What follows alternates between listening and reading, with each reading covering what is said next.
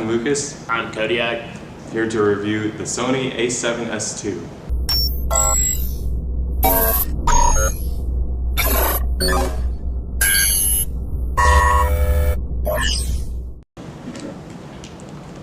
Hey guys, I'm Kodiak Adams. Recently, well, not so recently, about a year ago, I ended up purchasing this Sony A7sII based off actual reviews like this, which have helped me a lot throughout the process. I'm looking at it. I haven't touched it yet. I'm looking at it. It looks very capable. It says 4K steady shot right there.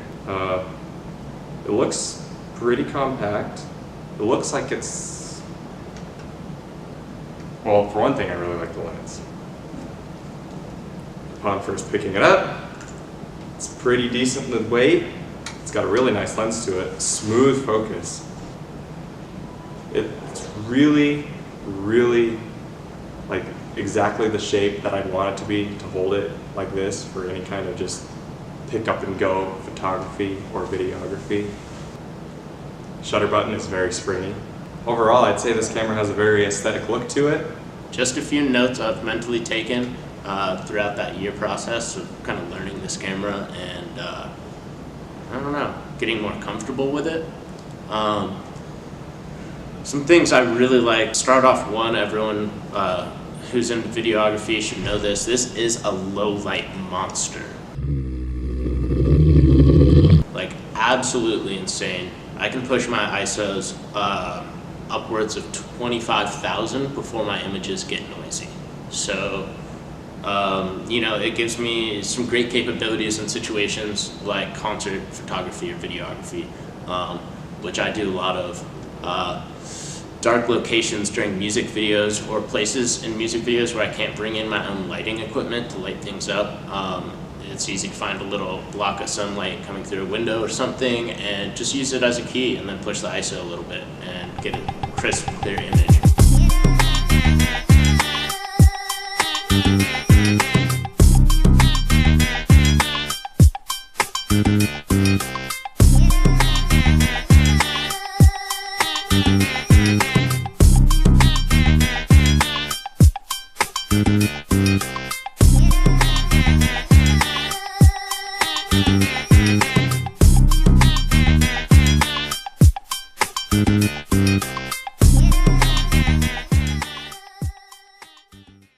I've used a variety of different cameras.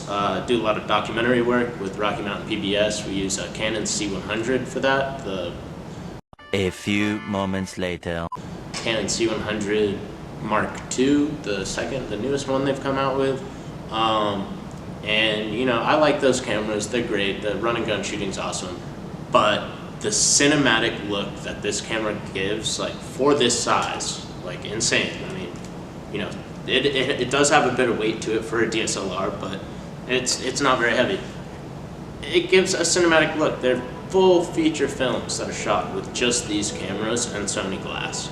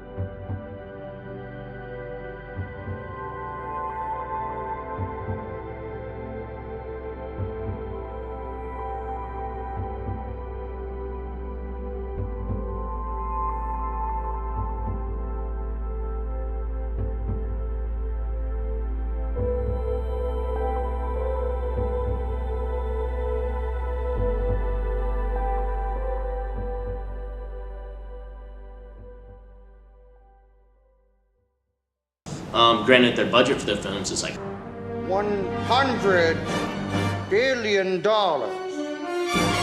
have the best lighting and everything, but you know, you can really push this camera to the limits. It's a prosumer camera. It is not just a consumer camera. I would not suggest someone to get this camera and invest the money for their first camera ever.